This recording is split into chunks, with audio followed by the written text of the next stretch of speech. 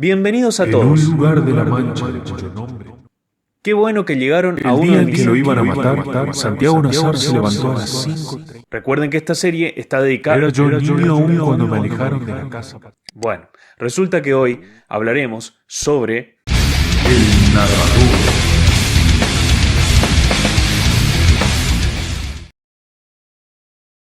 el narrador y algunos de sus misterios. Allá vamos.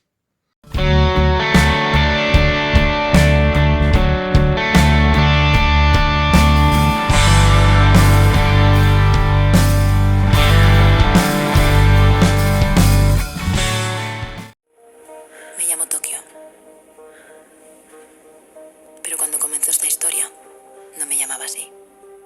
Es muy probable que si sos profe de literatura o alumno de esta disciplina podrás reconocer sin dificultad algunos términos relacionados a la noción de narrador, protagonista, omnisciente, focalización, etc. E incluso la afirmación de que autor y narrador deben entenderse necesariamente como realidades separadas, casi opuestas. Es bueno aclarar que estos conceptos recurrentes en manuales y en varias de nuestras clases derivan de numerosos estudios sobre narratología y demás. En particular, podríamos mencionar el libro Figuras 3 de Genet de 1972 y el de Enrique Anderson Imber, publicado en 1979 y reeditado en el 92, titulado Teoría y técnica del cuento. Claro que también encontramos estudios que profundizan en la naturaleza misma de la acción de narrar. Por ejemplo, el alemán Walter Benjamin o Benjamin, en un famoso artículo de 1936, afirma que en la base de la noción de narrador se encuentra la experiencia. El saber que se transmite de boca en boca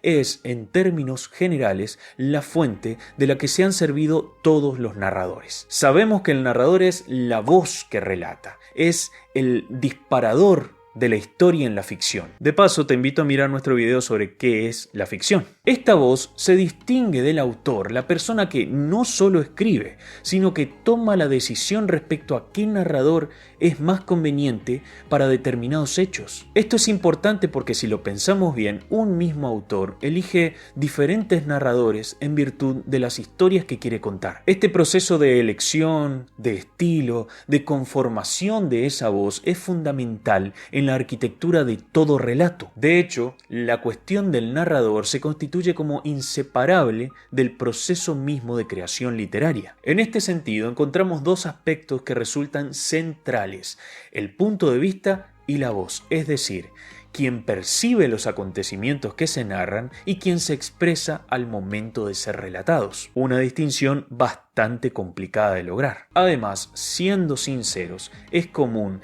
que el problema de la voz narrativa se reduzca a una mera identificación de la persona gramatical que enuncia el relato. Reconocer si un cuento o una novela están narrados en primera, segunda o tercera persona. O de la misma manera, detener el análisis al indicar si un narrador se encuentra dentro o fuera de la historia, si cuenta lo que le sucede a él o a otros, si es protagonista o es testigo, si sabe más o menos que el resto de los personajes. Y la realidad es que los matices y las potencialidades de los narradores no se limitan a esas instancias de catalogación. La cuestión es más compleja. Implican a su vez considerar las dudas o certezas con que se presentan los hechos, las posibles ambigüedades de un relato, y también las valoraciones y los prejuicios que cada narrador pone en juego al momento de iniciar ese te cuento que, raíz de toda enunciación. En pocas palabras, profundizar en una perspectiva que se ha asumido frente a lo narrado, que no solo significa instalar el lugar preciso del yo que narra, sino además señalar el lugar que ocupa el tú que observa y valora los hechos, es decir,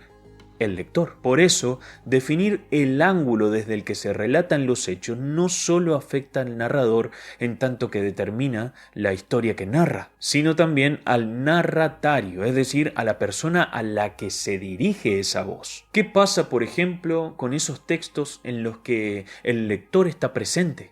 Somos los Mitchell, los únicos que podemos salvar al mundo. ¡Cuidado! Una disculpita para todos. Entonces, el narrador no solo codifica el relato, sino también a quien lo lee. El famoso narrador omnisciente, por ejemplo, que enuncia desde un lugar de saber, ¡el niño que lo sabe todo!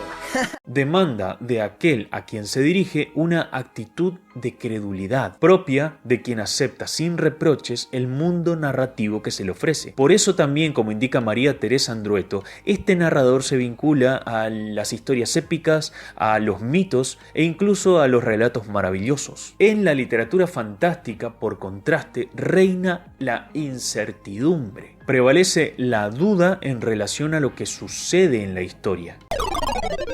El narrador ya no lo sabe todo, su conocimiento es fragmentario y reclama un destinatario capaz de dudar. Esto mismo permite una variedad extraordinaria de matices narrativos. En fin, lo que interesa rescatar al atender a la noción de narrador son estos dos lugares que van desde un yo que cuenta a un tú que recibe o percibe aquello que se cuenta. Esta cuestión, al fin y al cabo, nos permite ampliar el modo en que abordamos los textos. Como siempre decimos, la mera identificación de elementos no suele suscitar la reflexión y el pensamiento, sino lo que hagamos con esos elementos es lo que hace interesante la cuestión. Por eso, si el problema se redujera únicamente a identificar en qué persona está narrado tal o cual cuento, limitaríamos muchísimo el análisis y el abordaje de una de las estrategias centrales de la narrativa. En fin, espero que este video te haya gustado. Si es así, déjame un comentario, una manito para arriba y no olvides suscribirte. Nos vemos en la próxima.